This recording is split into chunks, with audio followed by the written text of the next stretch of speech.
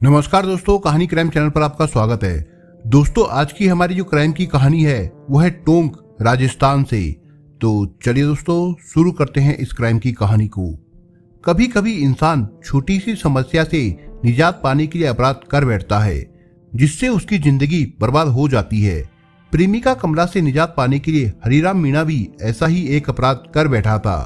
राजस्थान के टोंक जिले की देवली तहसील के थाना धाड़ के अंतर्गत एक गांव बड़ोली आता है। इसी गांव के रहने वाले गोकुल के खेत पर सरसों की फसल की कटाई का काम मजदूरों द्वारा किया जा रहा था। ये बात 10 फरवरी 2021 की है। सरसों काटते हुए मजदूरों की निगाह एक मानव कंकाल पर पड़ी।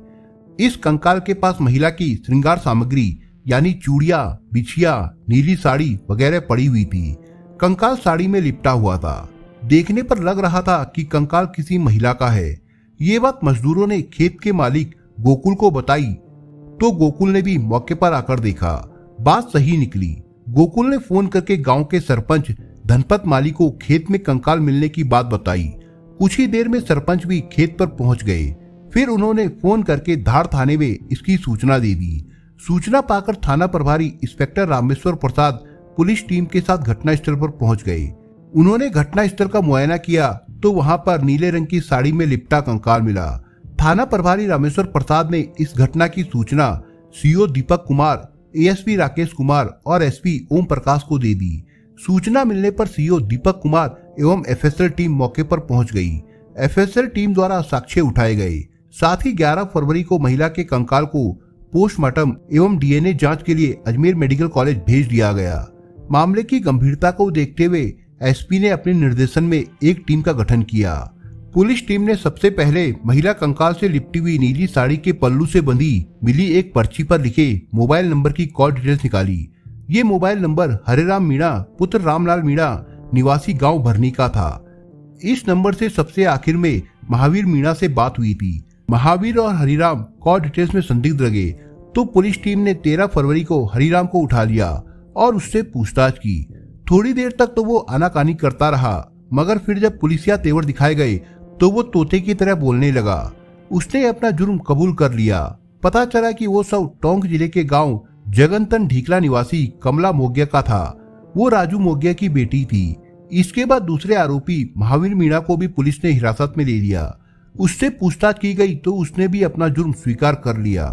तब पुलिस ने महिला कंकाल के पास मिले सामान को देखने के लिए राजू मोग्या, उसकी पत्नी रत्नीबाई और मृतका कमला मोग्या की छोटी बहन को धाड़ थाने पर बुलाया। इन्होंने महिला कंकाल के पास मिले सामान को देखकर अपनी बेटी कमला मोग्या पत्नी कालूलाल मोग्या के रूप में शिनाख्त कर ली।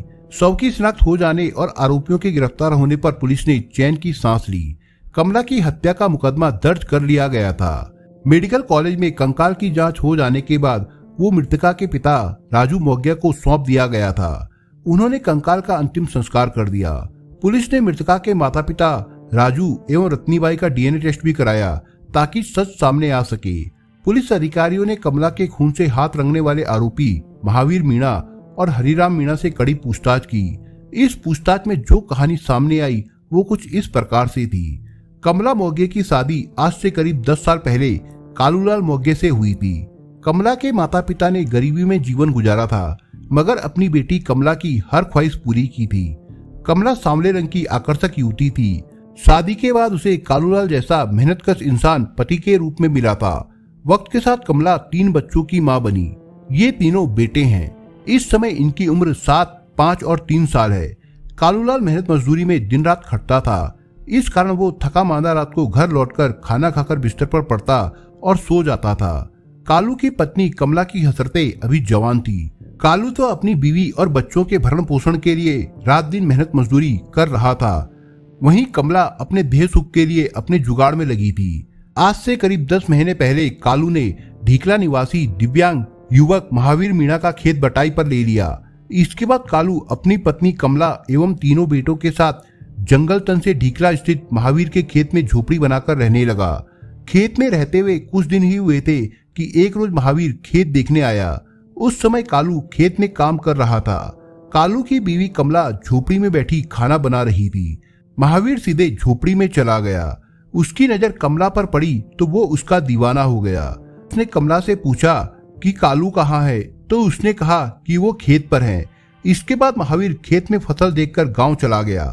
महावीर की आंखों में 3 बच्चों की मां कमला बस गई थी। वो सारी रात उसे पाने का षड्यंत्र मन ही मन करता रहा। महावीर 2 दिन बाद फिर खेत जा पहुंचा। खेत तो बहाना था, उसे तो कमला को रिझाना था। इस कारण वो दुकान से बच्चों के लिए खाने पीने की चीजें भी लाया। कमला से महावीर हंसी ठिठोली भी करने लगा था। वो उसकी सुंदरता की तारीफ भी करता था। महावीर इसके बाद अक्सर 2-4 दिन में खेत जाने लगा। वो कमला को ललचाई हुई नजरों से दिखता था। उस रोज कालू काम से कहीं गया हुआ था, तभी महावीर खेत पर आ गया। कमला से उसे पता चला कि कालू शाम तक घर लौटेगा। बस उस रोज महावीर ने बिस्कुट भुजिया देकर बच्चों को झोपड़ी से बाहर खेलने भेज दिया। उसके बाद महावीर ने कमला से पूछा, लगता है मेरा आना तुम्हें अच्छा नहीं लगता? नहीं नहीं, ऐसी कोई बात नहीं है, मुझे तो तुम बहुत अच्छे लगते हो, कमला ने कहा। सुनकर महावीर ने आओ देखा ना ताओ कमला को बाहों में भर लिया। थोड़ी सी नानुकुर के बाद कमला ने अपना तन मन महावीर के हवाले कर दिया। महावीर और कमला वासना के दरिये में गोते लगाने लगे। कमला को महावीर ने ऐसा शारीरिक सुख दिया कि वो उसकी दीवानी हो गई। कमला भूल गई कि वो शादीशुदा और 3 बेटों की मां है। उसके ये बहके कदम उसे कहीं का नहीं छोड़ेंगे। अवैध संबंधों का परिणाम बहुत खतरनाक होता है। कमला को जो शारीरिक सुख महावीर ने कई बरसों बाद दिया था, उस सुख की खातिर वो अपने पति और बच्चों तक को ताक पर रखने के लिए तैयार थी। कालू शरीफ था, उसे पता नहीं था कि उसकी गैर मौजूदगी में उसकी बीवी गैर मर्द के साथ रंग रलिया मना रही है। वो तो सोचता था कि महावीर अपने खेती देखने आता है, जबकि महावीर तो कमला से मिलने आता था। कालू वहीं खेत पर रहता था, इस कारण कमला और महावीर का मिलन नहीं हो पाता था। ऐसे में वासना की आग में जल रहे महावीर और कमला ने योजना बनाई कि वे दोनों चुपके से भाग जाएंगे। महावीर ने कमला से कहा, मैंने देवली में कमरा किराए पर ले लिया है, तुम वहीं रहना, मैं भी आता जाता रहूंगा। बाद में जब सब कुछ ठीक हो जाएगा तब मैं तुमसे शादी कर लूंगा और बच्चों को भी अपना लूंगा। सुनकर कमला बहुत खुश हुई। करीब 7 महीने पहले एक रोज कमला बिना कुछ बताए कहीं चली गई। महावीर योजना अनुसार कमला को लेकर देवली कस्बे पहुंचा और किराए के कमरे में कमला को छोड़कर वापस गांव ढीकला आ गया, ताकि उस पर कोई शक न करे। उधर पत्नी के अचानक गायब हो जाने पर कालू को कुछ भी समझ नहीं आ रहा था कि उसकी पत्नी गई तो गई कहाँ।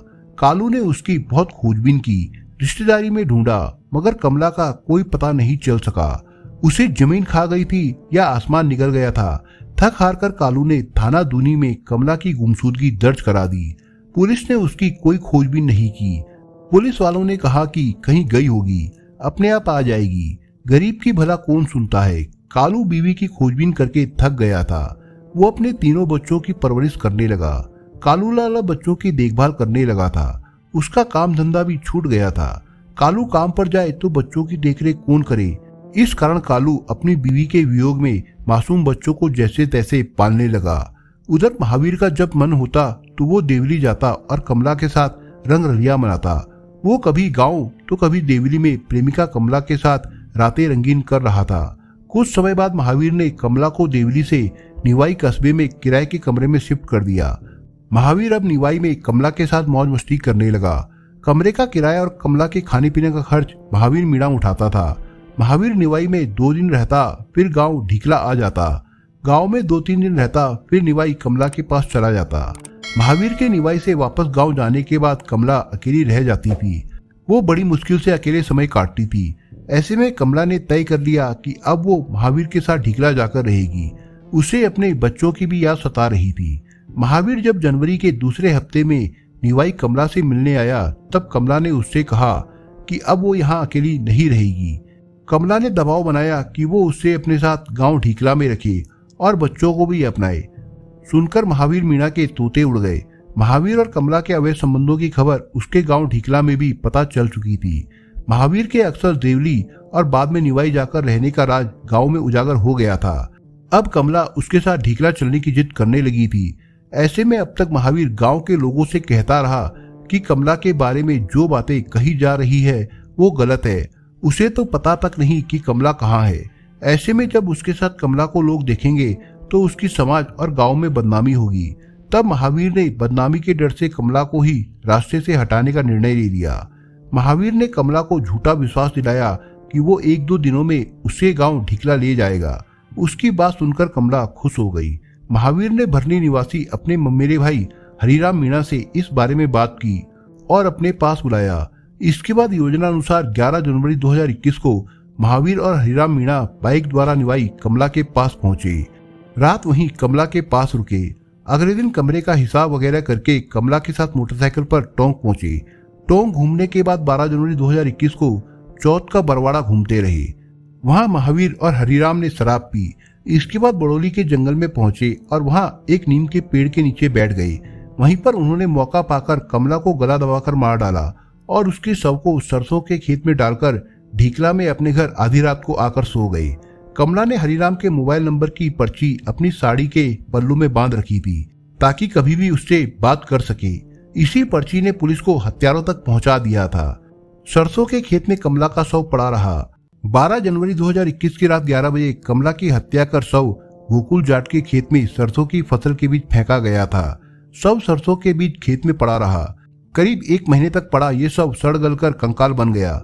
जब 10 फरवरी 2021 को हत्याकांड से करीब महीने भर बाद सरसों की कटाई मजदूरों द्वारा की जा रही थी, तब उनकी नजर कंकाल पर पड़ी। इसके बाद खेत मालिक गोकुल जाट ने सरपंच धनपत माली को कंकाल मिलने की खबर दी। सरपंच ने धार थाने के थाना प्रभारी रामेश्वर प्रसाद को सूचना दी। पुलिस ने पूछताछ पूरी होने के बाद आरोपियों को कोर्ट में पेश किया, जहां से दोनों को जेल भेज दिया गया था।